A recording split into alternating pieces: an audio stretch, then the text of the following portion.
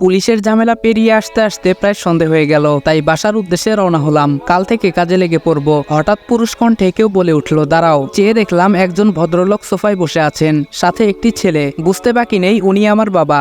বাবা বলল, তুমি নিশ্চয়ই রাজ? আমি বললাম, জি।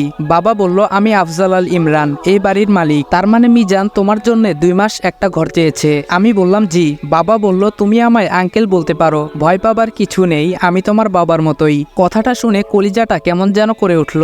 হবে নাই বা কেন? নিজের বাবা বলছে উনি নাকি আমার বাবার মতো। যাই হোক, এসব ভেবে লাভ নেই। আমাকে আমার লক্ষ্য থেকে সরে যাওয়া যাবে না, কিছুতেই আমি দুর্বল হব না। বাবা বলল, এই হলো আমার ছেলে আশরাফ আল ইরফান। আমি বললাম, আসসালামু আলাইকুম। ভাইয়া বলল, ওয়ালাইকুম আসসালাম। তখনই একটা ফোন আসায় ভাইয়া বেরিয়ে চলে গেল। বাবা বলল, তা রাজ, আমি শুনলাম তুমি নাকি তোমার আন্টিকে কিছু শর্তের কথা বলেছো? আমি বললাম, না আঙ্কেল। বাবা বলল, মানে? আমি বললাম, আসলে আঙ্কেল, ওইগুলো আমার শর্ত নয়, অনুরোধ। বাবা বলল, কিন্তু কেন? আমি বললাম, এখন আমি কিছু বলতে পারবো না, যদি আপনাদের কোনো সমস্যা হয় তাহলে বলে দিতে পারেন।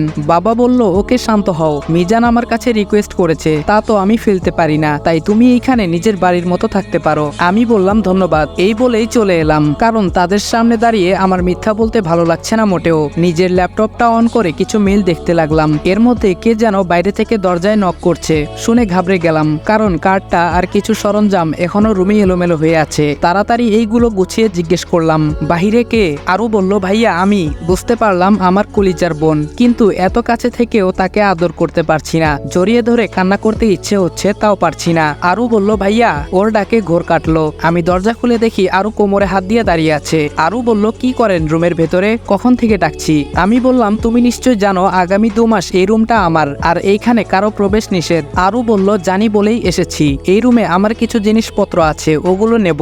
আমি বললাম, ওকে নিয়ে যাও। আরু ওর নিজের জিনিসপত্রগুলো নিয়ে চলে গেল। আমি কিছুক্ষণ বোনটাকে দেখলাম মন ভরে। তারপর রাতে খাবারের জন্য রেস্টুরেন্টে চলে গেলাম। যদিও mister and Mrs Al request করেছেন তাদের সাথে খাওয়ার জন্য, কিন্তু আমি খাইনি। একটা ইগো কাজ করছে। পরের দিন সকালে আমি কিছু কাগজপত্র গুছিয়ে নিয়ে রওনা দিলাম ইন্টারভিউ দিতে। একটা কোম্পানির পোস্টে টিকে যাই। আমার মতো ছেলেকে দেখলে কোন কোম্পানি চাকরি দেবে না? যেমন দেখতে তেমন সব কাগজপত্র, একদম খাপে খাপ। এ যেন পূর্ব পরিকল্পনা। হ্যাঁ, তাই তো। তবে এটা শুধু আপনারা জানেন, অন্য কাউকে বলবেন না কিন্তু। আমি এই অফিসে কাজ করতে লাগলাম এবং খুব অল্প দিনেই বসের খুব প্রিয় হয়ে উঠলাম। কিন্তু এই অফিসের আসল বসটাকে তা আজও জানতে পারিনি, কারণ আমি যাকে বস বলছি উনি আসলে ম্যানেজার। বস নাকি অফিসে আসেন না, আড়ালে থেকে কাজ করান। কিন্তু আমার তো বসকেই দরকার, আমার টার্গেট তো উনি। দেখতে দেখতে 1 মাস পেরিয়ে গেল। আমি আমার মিশন অনুযায়ী কাজ করতে লাগলাম। মিশনটা অনেক জটিল, যেটার ফুল ডিটেলস গল্পে দিতে গেলে গল্পই এলোপাথারি হয়ে যাবে। এই 1 মাসে আমি অনেক তথ্য ইনফরমেশন বের করেছি,